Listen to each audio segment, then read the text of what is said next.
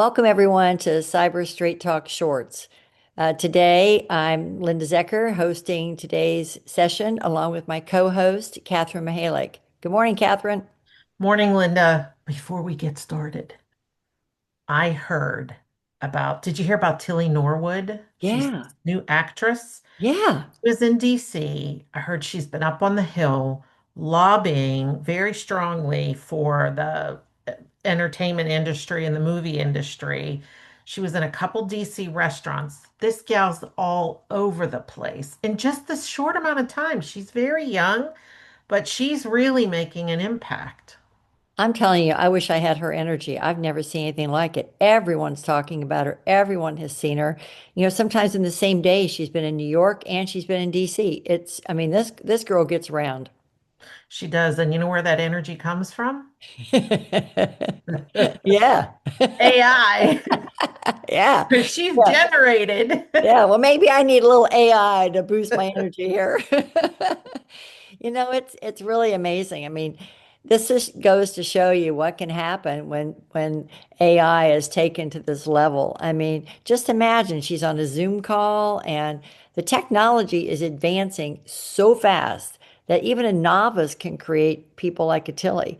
And look at what can happen. For example, in Hong Kong, there was an incident in 2024, and it was reported widely about a deep fake video call that led to large transfers of money.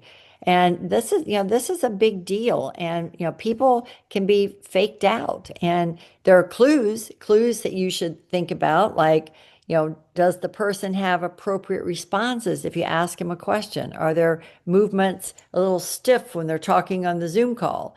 Or, are they not using the right company jargon? But yet people just are on a Zoom call and you're on it, you don't think about it, and people take their videos off and off you go. Right. And good hygiene on those calls are to make sure that you, as the organizer of the call, or if you have someone who's assisting you in organizing, they match name. Is that the cell phone number that's appropriate for them dialing in? Is that the correct person? If you're not sure how they got the invite to the meeting, ask them who invited them. Just do those quick checks. When I worked with the national security customers, we always were very diligent about hygiene on whose cell phone number is that, who are the people that are on the call supposed to be on the call? And do we have too many people that we really don't need on the call? And it's okay to, when you're dealing with sensitive stuff, to say, you know what, we're going to reduce the call number just because not everybody's needed. There are nice ways to do that and just say, hey, look, meeting's gotten too big. I think we're going to reduce this down. If you're not sure, there are polite ways to do that. And for the board members that we speak to, Linda, we always remind them that if they get calls from investors, don't just take that call right then and there, Right. or make sure you take the time to look them up. I mean, I get a lot of stuff through LinkedIn and others, hey, would you like to work with us and partners? And you dig a little deep, and there's not a lot behind those personas. So the work now is on us individually as well as people we work with to make sure that we've got that diligence going on double checking and making sure that using safe words, for goodness sakes, Right. right, between executives and CFOs so that there's not big transfers of money. I think you also have a story or two about that with all the board interactions you've had. I do. I was actually sitting on a board and we had an investor that we were having some activist investors that were getting involved. And we had one investor that called one of the board members and was quite exercised about something they thought was not being handled the way they would handle it and put a lot of pressure on the board member.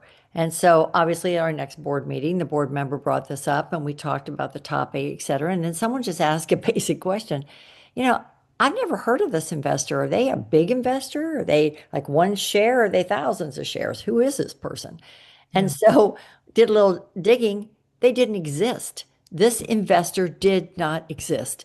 And I mean, we were in a board meeting discussing this investor's comments when it was made up. And that's frightening. It's really frightening. And it just goes to show that we are all in this learning curve on this. And it seems so basic to ask a question, well, who is that person? But that's not your first thought. Your first thought is to solve the problem. And so it's amazing how you react to things. But I mean, this is a real world concern. I mean, if you think about it, it's an erosion of our human work and how we work and our identity. And it's really kind of a loss of our authenticity and our emotional truth. This is an ethical and legal gray area. And probably the most important of all of this is that it's a psychological and cultural risk to our society and something that we just have to be aware of because the technology is not going away.